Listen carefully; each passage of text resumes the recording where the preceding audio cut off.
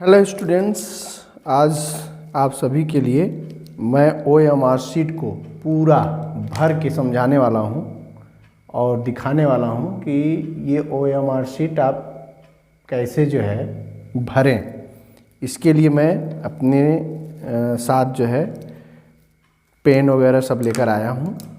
हालांकि इस पे स्केच का प्रयोग नहीं करना है, फिर भी अभी मैं इसका क्वेश्चन आंसर लिख कर भी बताऊंगा कैसे आप क्वेश्चन आंसर लिखिए ताकि बोर्ड परीक्षा में गलतियां न हों, या जो भी क्वेश्चन आपको आ रहे हैं उनको आपको कैसे करना चाहिए, जो क्वेश्चन नहीं आ रहे हैं उनको कैसे हल करना चाहिए। इन सब ट्रिक्स को मैं बोर्ड परीक्षा से संबंधित सारी बातें आपको बताऊंगा। आज मैं स्पेशली आप सभी को बोर्ड की जो OMR शीट भरने के लिए मिलेगी उसमें आपको क्या क्या सावधानियां बरतनी हैं और उनको कैसे हल करना है, मैं पूरा क्वेश्चन हल करके आपको दिखाऊंगा। पेपर भी हमारे पास है, पेपर मॉडल भी है। पेपर मॉडल का भी मैं नेक्स्ट वीडियो बनाऊंगा। अभी आप लोगों के लिए मैं ये हाफ ईयरली एग्जामिनेशन का लेकर आया हूँ कि हाफ ईयरली एग्जामिनेशन का जो पेपर है वो हल करते समय बच्चों ने बहुत सारी गलतियाँ की थी। तो इसी का माध्यम बना करके मैं अपने YouTube के सब्सक्राइबर्स को और YouTube के अपने जितने भी छात्र हैं, छात्राएं हैं, उन सब को मैं कुछ टिप्स देना चाह रहा हूं ताकि बोर्ड में किसी भी प्रकार की कोई दिक्कत या समस्या न आ सके। तो स्टूडेंट्स, आइए आज की वीडियो हम शुरू करते हैं और देखते हैं कि आप गलतियां कहाँ करते हैं। ये आप समझेंगे। मैं पूरी तरह से एक एक पॉइंट को भरते हुए चलूँगा। जैसे आप देख रहे होंगे कि ये पेपर पूरा का पूरा 3 घंटे का पेपर, वैसे 3 घंटे 15 मिनट बोर्ड का ही पेपर होता है। ये छपते समय कुछ कॉमन चीज़ों को अवॉइड किया गया होगा। फिलहाल आप ये जानते हैं कि आपका कोई भी क्वेश्चन पेपर कक्षा 10 का वो 70 मार्क्स का होता है, जिसमें 30 मार्क्स जो है 70 मार्क्स का पेपर होता है और 30 मार्क्स ऑलरेडी प्रोजेक्ट के माध्यम से, या उसको आप कह लीजिए कि प्रैक्टिकल के रूप में आपको वो मार्क्स कॉलेज से ही उपलब्ध कराए जाते हैं। यहाँ 70 मार्क्स में 20 मार्क्स OMR शीट के होंगे और 50 मार्क्स जो है वो रिटेन होंगे। तो रिटेन के भी क्वेश्चन हैं इधर, जो section A, section B, section C, ये जो है पूरा पेपर बटा हुआ है। तो हम सेक्शन A को आज स्पेशली देखने वाले हैं, जिसमें सेक्शन A OMR शीट में आंसर लिखने के लिए या गोला करने के लिए है। तो क्वेश्चन हम देख लेंगे कि इसमें 1 to 20 क्वेश्चंस जो हैं वो सब OMR के क्वेश्चन हैं। और यहाँ जो है आपको मिलेगा, ये इस तरह का होगा OMR शीट। और ये OMR शीट जो है इसमें भरते समय एक एक पॉइंट आपको बारीकी से भरनी चाहिए, क्योंकि ये OMR शीट जो होती है वो एग्ज़ाम में जो आपको मिलेगी वो केवल मात्र एक ही मिलेगी। आपको इसको रिप्लेस करने का कोई चांस नहीं होगा और इसमें किसी भी तरह का खरोच नहीं होना चाहिए, किसी भी तरह से इसमें जो है कहीं निशान अतिरिक्त नहीं लगना चाहिए। जिस क्वेश्चन का आप आंसर देने वाले हैं केवल उसी क्वेश्चन का गोला रंगना भी है, या जो भी विकल्प भरने के लिए या जो भी फॉर्मेट भरने के लिए इसमें है उनको भरते समय पूरी सावधानी बरतनी है। यदि कहीं गलत हो गया तो ये आपका OMR शीट रिजेक्ट हो जाएगा और कंप्यूटर इसको चेक नहीं करेगा। तो आइए हम देखते हैं कि सबसे पहले क्या है। तो आपको OMR पत्रक में आप पढ़ सकते हैं कि यहाँ लिखा है board of high school intermediate education UP, OMR उत्तर पत्रक। इसको OMR क्यों कहते हैं तो आपको पता होना चाहिए कि OMR का फुल फॉर्म होता है ऑप्टिकल मार्क रीडर उत्तर पत्रक। ये कंप्यूटर के द्वारा रीड किया जाता है।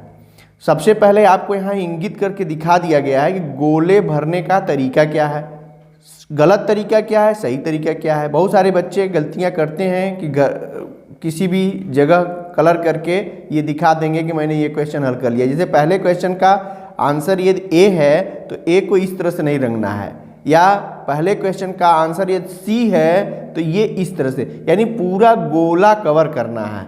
इसको भरते समय ये आपको सावधानी बरतनी है कि जो भी आंसर आप लिखेंगे वो पूरा गोला कलर करना है। जिसे हम शुरू करते हैं तो सबसे पहले ऊपर से ही सारे फॉर्मेट भरते हुए हमको चलना है ताकि कोई भी ऑप्शन छूटने ना पाए। जैसे इसमें सबसे पहला ऑप्शन आप देख रहे हैं जिला कोड या नाम। तो जिला कोड, जैसे मैं सोनभद्र से ये वीडियो बना रहा हूँ तो जिला कोड यहाँ का है 90, यानी आप इसको लिखेंगे 90। और नाम भी पूछ रहा है तो इसको आप लिख देंगे यहाँ पर सोनभद्र।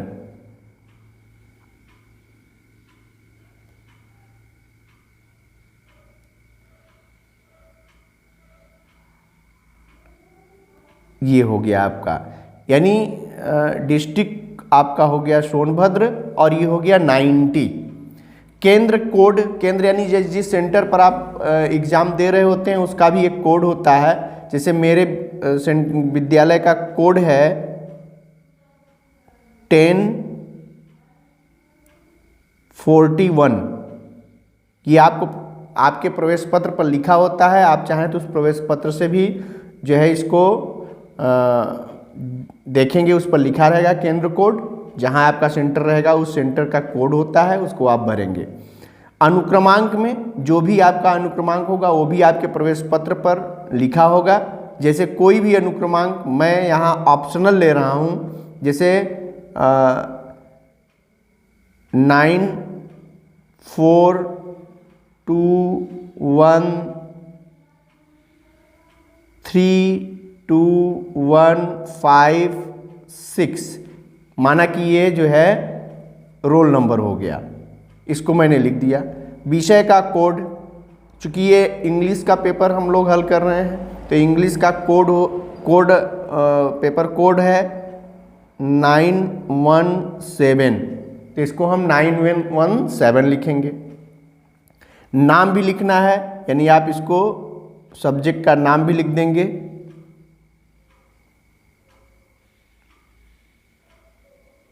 मैं यहाँ कैपिटल लेटर से इसलिए लिख रहा हूँ क्योंकि जब उत्तर पत्रक में हम कुछ भर रहे होते हैं तो उसको हमेशा कैपिटल लेटर से लिखना चाहिए। कुछ जगह ये इंडिकेशन दिए जाते हैं और नहीं भी है तो आपको ये जो है लिखना चाहिए।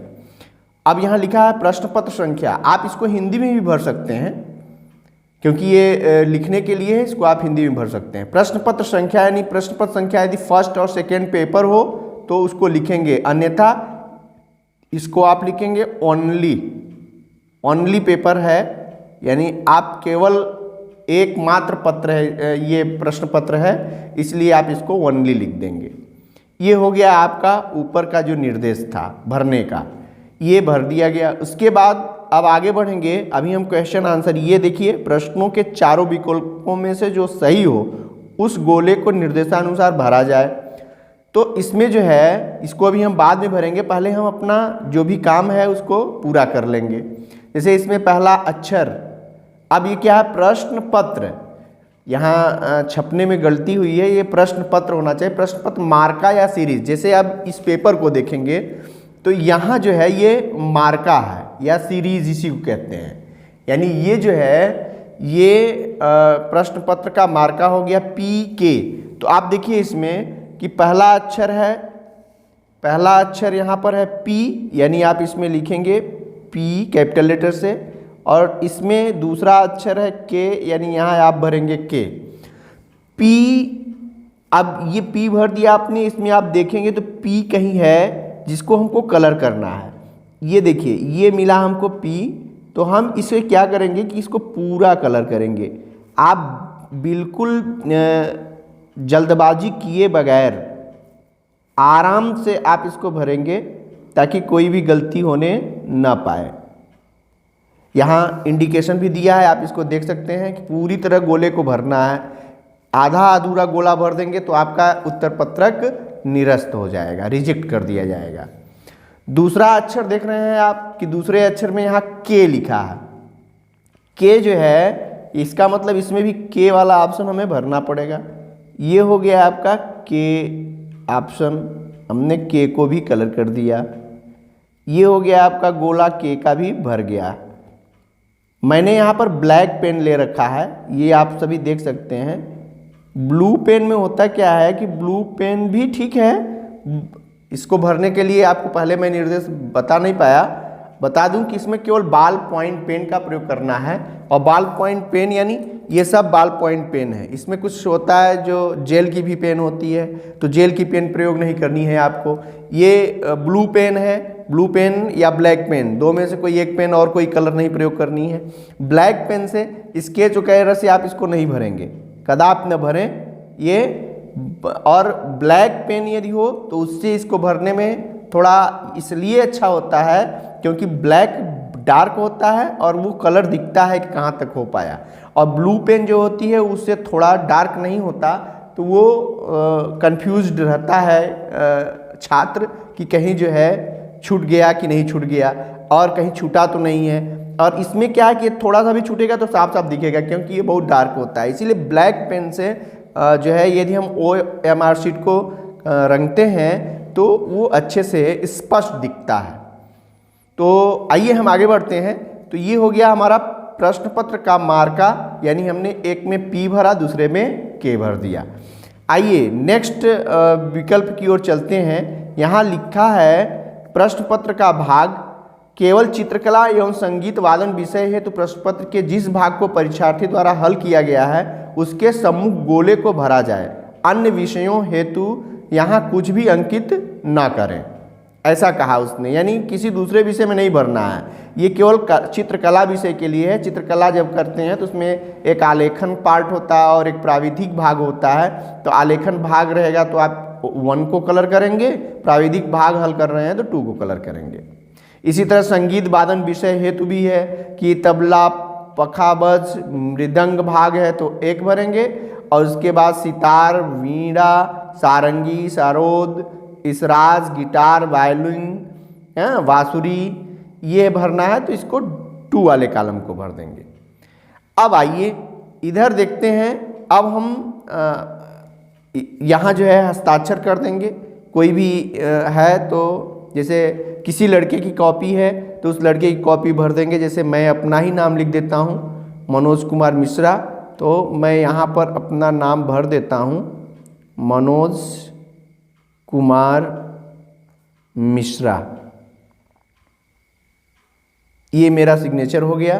कक्ष निरीक्षक यानी जो ड्यूटी कर रहे होते हैं कक्षा में, वो शिक्षक यहाँ सिग्नेचर करते हैं। और जो जिस केंद्र पर आप परीक्षा दे रहे होते हैं वहाँ की मोहर इस प्लेस पर पहले से लग के मिलती है या नहीं लगी है, तो आप ये ध्यान देंगे कि इसको मुहर के लिए आप बोल करके कक्षा में ही मुहर लगवाई जाती है। वैसे ये केंद्र की अपनी जिम्मेदारी होती है कि जिस परीक्षा केंद्र पर आप जो है एग्ज़ाम दे रहे हैं वहाँ के जो है केंद्र व्यवस्थापक के द्वारा यहाँ मुहर लगा दी जाती है। अब इधर का काम हो गया। सेकेंड पार्ट में, ये फर्स्ट पार्ट था, ये पूरा फर्स्ट पार्ट था ऊपर से, और इस फर्स्ट पार्ट का कॉलम भरने के बाद आप यहाँ सेकेंड पार्ट में भी भरेंगे। सेकेंड पार्ट में जैसे यहाँ जिला कोड ऊपर भी था, यहाँ भी है, फिर आप यहाँ वही बात लिखेंगे 90, और सोनभद्र में है हम, तो हमने अपने डिस्ट्रिक्ट का नाम भी लिखा। ये हो गया आपका। फिर केंद्र का कोड हमने ऊपर लिख रखा है, वही केंद्र का कोड जो ऊपर आपने लिखा है वही यहाँ भी भरना है। इसको आप ब्लैंक नहीं छोड़ेंगे। अनुक्रमांक मैंने ऊपर लिख दिया है, ये मैंने लिखा 942132 56। विषय का कोड लिखना है, यहाँ आप कोड लिख देंगे 917 और यहाँ आप भरेंगे सब्जेक्ट का नाम आपका है इंग्लिश। ये आपका हो गया।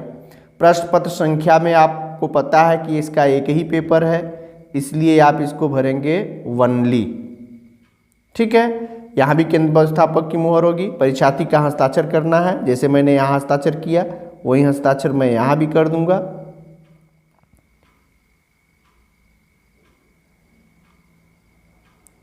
ये आपको ध्यान देना होगा कि जो हस्ताक्षर यहाँ हो वही हस्ताक्षर यहाँ भी होना चाहिए। और अब फिर OMR क्रम संख्या, यानी यहाँ इसमें OMR क्रमांक क्रम संख्या यहाँ होना चाहिए था। सपोज कि आपके OMR क्रम में यहाँ का क्रमांक लिखा रहेगा, जैसे 4 1 2 3 6, ये आपका OMR क्रमांक लिखा रहेगा। जो मिलेगा आपको OMR शीट उस पर लिखा रहेगा बोर्ड के OMR पर। ये चूंकि एक प्रारूप में है इसलिए इसमें क्रमांक नहीं है, तो जो क्रमांक यहाँ लिखा रहेगा वही क्रमांक अब यहाँ भरना होगा। ये देखिए OMR क्रम संख्या, तो वो क्रम संख्या फिर आपको यहाँ भरना होगा 4 1 2 3 6 और पहला अक्षर। अब ये फिर आ गया आपका प्रश्न पत्र मार्का या सीरीज। प्रश्न पत्र मार्का सीरीज में आपको पता है कि हम जिस प्रश्न पत्र को हल कर रहे हैं उसमें P और K है, तो फर्स्ट में P आप यहाँ लिखेंगे और यहाँ K लिखेंगे। ये जो ऊपर आपने किया था यहाँ कलर करना था और यहाँ अब आपको कलर नहीं करना है, ये यही अंतर है, लेकिन लिखना वही है। यदि चित्रकला का काम कर रहे हैं, चित्रकला विषय हेतु हैं, तो इसमें आलेखन भाग हल करेंगे तो इसको कलर कर लेंगे, या इसमें सही निशान यहाँ पर जो है चिन्ह लगाना है, यानी यहाँ रंगना नहीं है, यहाँ आपको चिन्ह लगा देना है। ये आलेखन है, ये चित्रकला विषय के लिए है, ये सब के लिए नहीं है। तो ये सारी चीज़ें जो है, जैसे अंग्रेजी विषय का हम कर रहे हैं, तो अब हमारा OMR शीट तैयार है। अब इतना काम करने के बाद ही आप जो है पेपर को हल करना शुरू करिए। ये काम आप पहले कर सकते हैं, क्योंकि ये OMR शीट परीक्षा स्टार्ट जब होती है तो कॉपी मिलते समय ही, कॉपी के पहले ही, यानी पेपर के पहले ये मिल जाता है, यानी इसको भरने के लिए आपको एक्स्ट्रा टाइम मिलता है, यानी ये सब काम आप पहले करके रेडी रह सकते हैं। अब क्या हुआ कि हमें पेपर मिलता है तो हम पेपर को इत्मीनान से पढ़ते हैं। पहले मैंने इस पेपर पर निशान लगा दिया है, लेकिन आप ये गलती नहीं करेंगे कि पेपर पर निशान लगाएंगे। ये मैंने निशान इसलिए लगा दिया क्योंकि बच्चों को मैं बता रहा था, आंसर बता रहा था, तो वो बच्चे अपना निशान लगाते चले गए। क्योंकि अभी आपको बताना है तो इस पेपर में मार्क लगा हुआ है, लेकिन आपको ये बात सख्त हिदायत दी जाती है कि बोर्ड परीक्षा में आप कभी भी पेपर पर इस तरह का निशान नहीं लगाएंगे। हाँ, क्वेश्चन को पढ़िए, इसका आंसर क्लियर हो तो आपको तुरंत आंसर रखना है। जैसे पहला क्वेश्चन अब हम पढ़ रहे हैं, इसमें लिखा है कि ये पहला क्वेश्चन है, what does dust of snow represent. अब ये डस्ट ऑफ स्नो क्या रिप्रेजेंट करता है, तो इसका आंसर होगा हीलिंग पावर ऑफ नेचर, क्योंकि जो डस्ट ऑफ स्नो है वो हीलिंग पावर ऑफ नेचर को दर्शाता है। तो ये पहला आंसर सही है। अब हम देखिए, इसमें पेपर में भी गलतियां हैं, क्योंकि यहाँ A होना चाहिए, ये B होना चाहिए, C होना चाहिए और ये D होना चाहिए, और पेपर में ऐसा ही होता है। यहाँ इसमें जो है, चूँकि ये हाफ ईयरली एग्जामिनेशन का पेपर है, इसलिए इसमें थोड़ी मिस्टेक्स तो हो सकती हैं। तो खैर A, हमारे कहने का मतलब ये हुआ कि अब इसमें हमारे पहले क्वेश्चन का आंसर A सही है। अब A को कलर करना है तो हम A भरेंगे पूरा, और गोला भरते समय सावधानी हमने बताया कि गोला के किनारे किनारे जब आप भर रहे होते हैं तो गोला के पहले किनारे किनारे आप अपनी कलम चलाएंगे तो बीच का प्लेस खाली हो जाता है, तो किनारा भर जाएगा तो बीच का, इसको रंगने में समय नहीं लगेगा। रंगते समय ये सावधानी बरतिए कि पहले किनारे किनारे को भरिए, फिर उसके बाद अंदर तो आप पूरा जगह मिल जाती है। होता क्या है कि जब आप अंदर पहले भर देते हैं तो बाहर भरने में कहीं बाहर निकल जाता है। तो गोला रंगते समय ध्यान दीजिए कि पहले किनारा पकड़ करके अंदर से ही, बाहर से नहीं, अंदर से किनारा पकड़ के रंगेंगे तो बीच वाला जगह आपको मिल जाएगा। उसको रंगने में फिर आपकी कलम इधर उधर नहीं जाएगी। इसी तरह पहला का A है तो A रंग दिया, दूसरे का भी A है तो दूसरे का भी A रंग दिया, ये हुआ।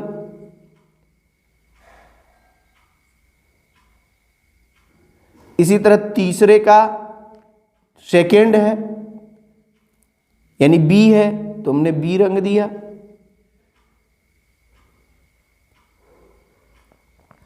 बड़ी सावधानीपूर्ण से ढंग से काम करेंगे तो ये साफ साफ और स्पष्ट जो है दिखता रहेगा और रंग जाएगा। 4 नंबर क्वेश्चन का सी सही है यानी हमने यहाँ पर सी डाल दिया। इस तरह से आप इत्मीनान से करते रहेंगे तो आपका जो है पेपर बड़े आसानी से हल हो जाएगा और आपको पता भी नहीं चलेगा और कोई भी गलतियां नहीं होंगी, क्योंकि करते समय आपको पहले ये स्पष्ट कर लेना होगा। इस पेपर को पढ़िए और ये तय करिए कि कौन सा आंसर सही है, क्योंकि एक बार यदि आप गलत इसमें भर देंगे तो दोबारा फिर सही करने का कोई तरीका नहीं है। यानी इसमें ना खरोच कर सकते हैं, ना तो किसी तरह से इसको काट पीट कर सकते हैं और ना ही ये बदली जा सकती है। फिर आपका 20 का 20 नंबर गलत हो जाएगा। इस तरह से अब आप आगे बढ़ेंगे तो क्वेश्चन नंबर 5 का आंसर है what is the tigers attitude towards visitors, तो इग्नोरिंग ये होगा आपका सी, यानी 5 का हमने यहाँ सी डाल रखा है, ये भी हो गया आपका।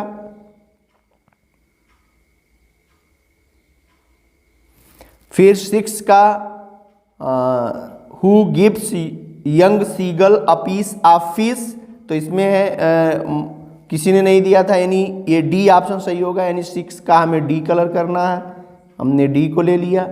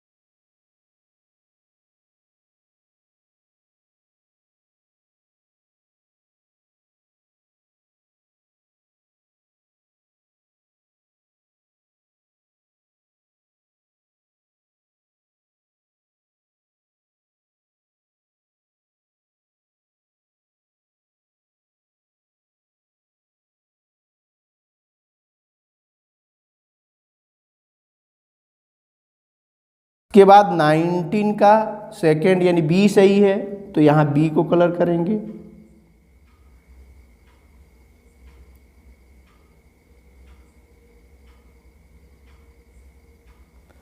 और 20 का सी सही है, इसका मतलब यहाँ पर सी को कलर करेंगे। इस तरह से ये हमारा 20 क्वेश्चन OMR का कलर कर दिया गया।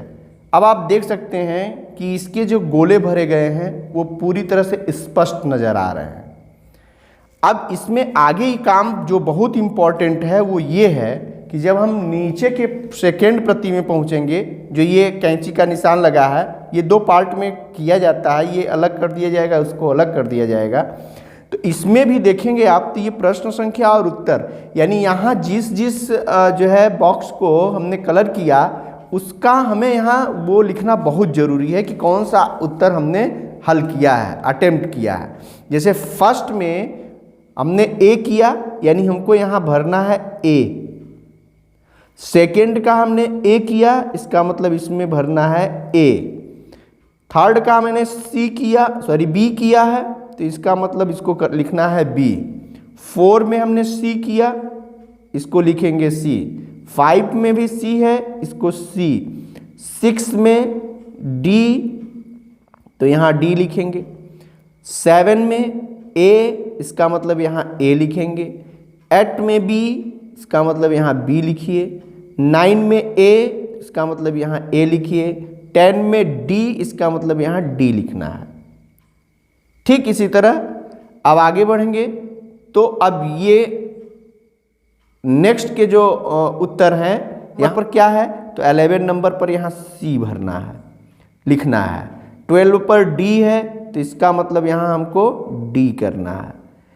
13 पर ए है, इसका मतलब हमें यहाँ ए करना है। 14 पर बी है, इसका मतलब यहाँ बी लिखना है।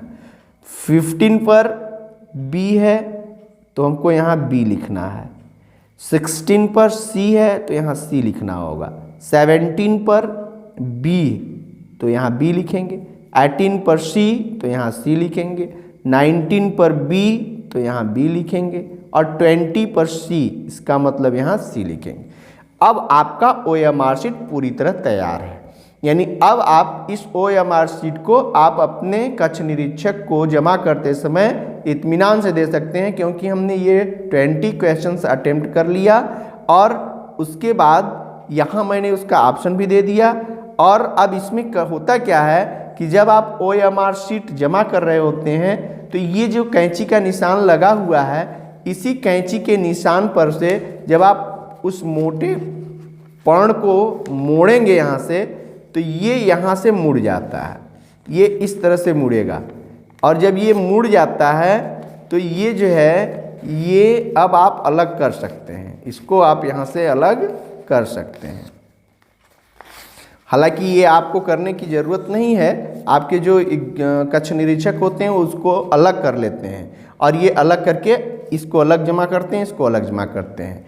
इस तरह से मैं ये देख रहा हूँ कि आपका 20 नंबर का क्वेश्चन यदि इस तरह से आप हल करते हैं तो ये पूरी तरह से कंप्लीट रहेगा और किसी भी तरह से ये कंप्यूटर के द्वारा रिजेक्ट नहीं होगा और आप अच्छे मार्क्स के हकदार होंगे। और आपके द्वारा किया गया यदि ये पूरा क्वेश्चन सही है तो ये आपको मिलेगा। इसका मतलब है कि आप इसमें 20 के पाने के हकदार होंगे।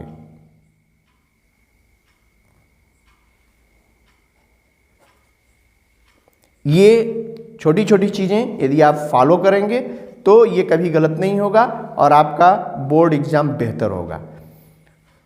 तो उम्मीद करूंगा कि आप सभी को ये पूरा सेशन अच्छा लगा होगा और एक रिक्वेस्ट के साथ कि यदि आपको ये सेशन अच्छा लगे तो आप निश्चित रूप से वीडियो को लाइक ज़रूर किया करिए, शेयर और सब्सक्राइब भी करिए ताकि वीडियो की रीच बने। और आप सभी का सहयोग मेरे लिए बहुत ही इम्पॉर्टेंट है, इसलिए आप लोग ज़रूर इस पर ध्यान देंगे। बहुत बहुत धन्यवाद और आप सभी को बोर्ड परीक्षा के लिए ढेर सारी शुभकामनाएं।